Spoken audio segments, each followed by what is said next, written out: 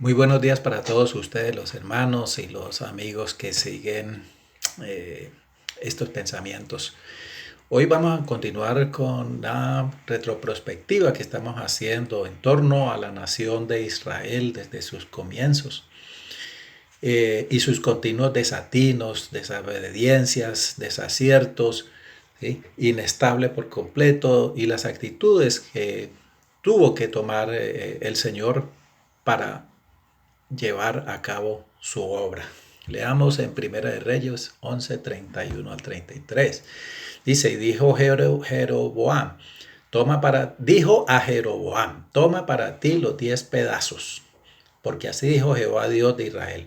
He aquí que yo rompo el reino de la mano de Salomón, y a ti te daré 10 tribus. Y él tendrá una tribu por amor a David mi siervo, se refiere a Roboam, y por amor a Jerusalén, ciudad que yo he elegido de todas las tribus de Israel. Por cuanto me han dejado y han adorado a Astoret, diosa de los Sidonios, a Chemos, dios de Moab, y a Moloc, dios de los hijos de Amón, y no han andado en mis caminos para hacerlo recto delante de mis ojos, y mis estatutos y mis decretos, como sí lo hizo David, su padre. ¿Sí?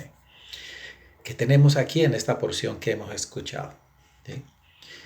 Mire, Dios quería al pueblo de Israel unido, una sola nación, integrada por 12 familias que nosotros conocemos perfectamente bien, ¿sí? Como que fue el legado de Jacob. Dios quería una nación con 12 tribus bien unidas y no al contrario, 12 naciones peleándose entre ellas. Quería una nación con 12 tribus, con 12 familias bien unidas, que predicaran la primera venida de Jesucristo. Esa era la razón.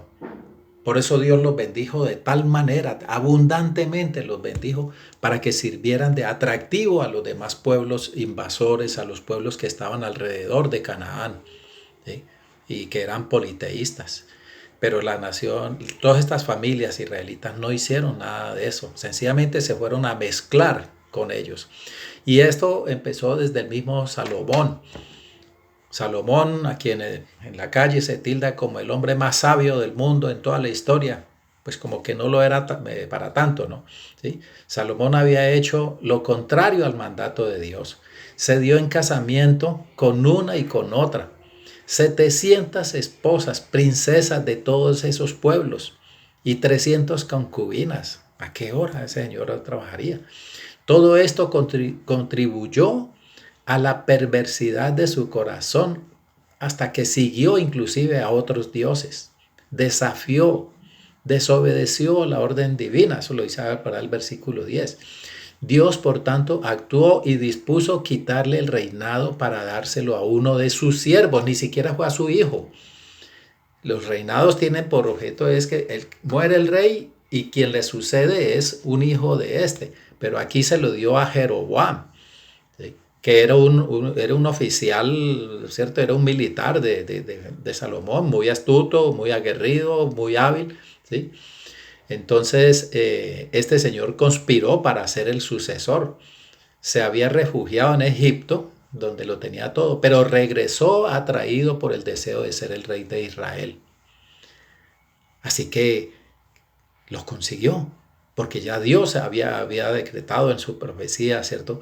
Que iban a hacer pedazos, que iba a recoger 10 pedazos, no dijo 10 familias, sino 10 pedazos, lo que quedaba, los despojos de lo que él pretendía. ¿Sí? Entonces, esos 10 se los daría a Jeroboam.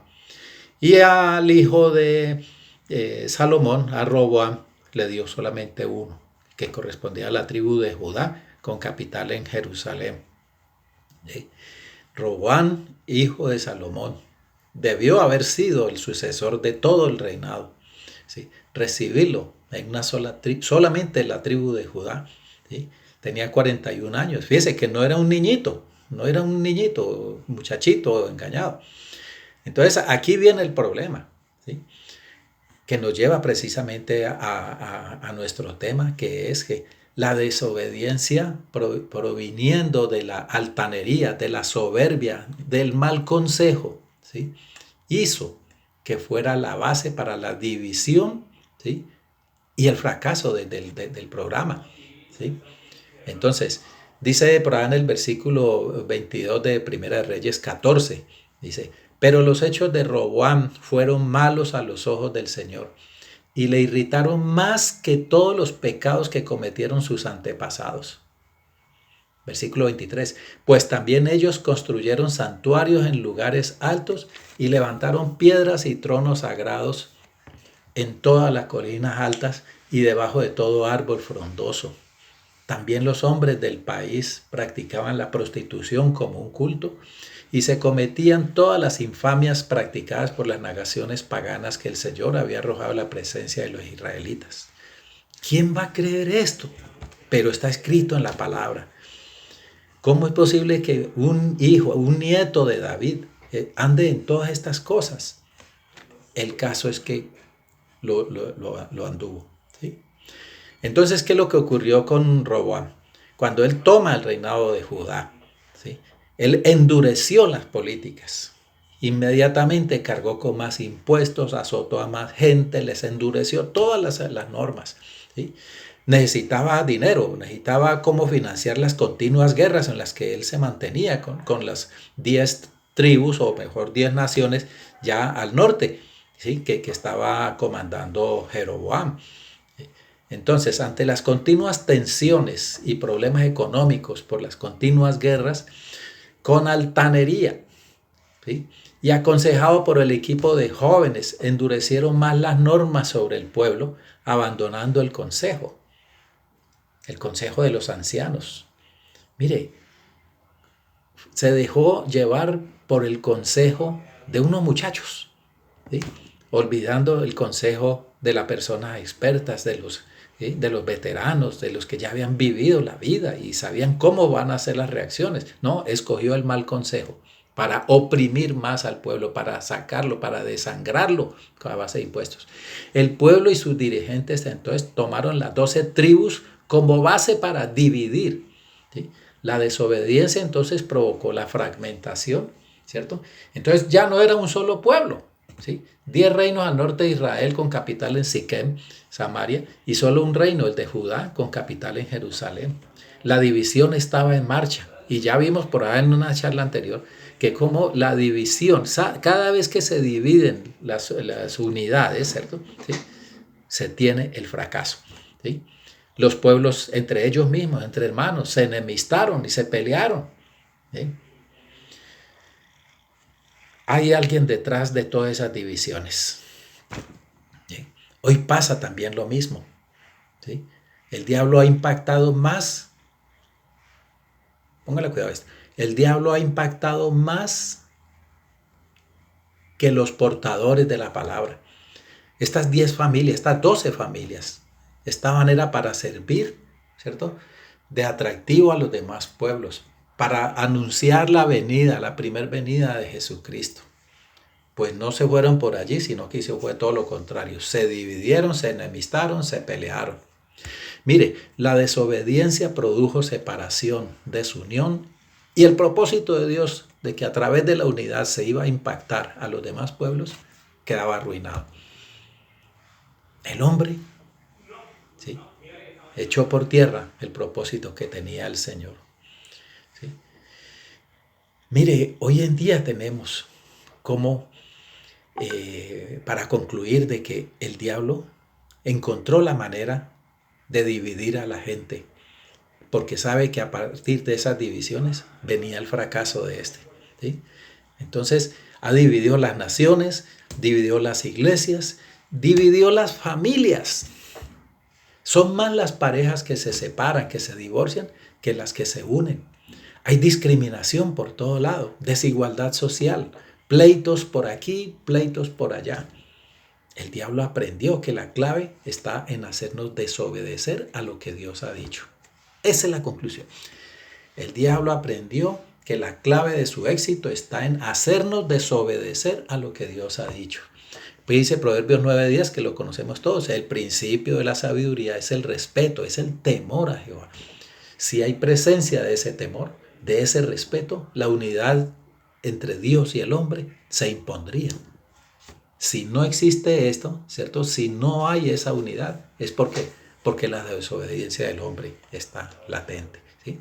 La historia de Roboam nos enseña que debemos tomar cuidado en las decisiones, tomar decisiones de manera altanera, embestidos, temerarios, imprudentes, ¿sí? A lo que salga, o como se dice hoy en día, a la mano de Dios. A la mano de Dios es un dicho de cajón que la gente ha adoptado, pretendiendo o presumiendo mejor de que lo está haciendo en el nombre del Señor. No lo está haciendo en el nombre del Señor, está poniendo al Señor a de payaso, ¿sí? Tomar decisiones sin rencores, sin esas altanerías, ¿sí? Sin buscar brillar, no es necesario, ¿sí?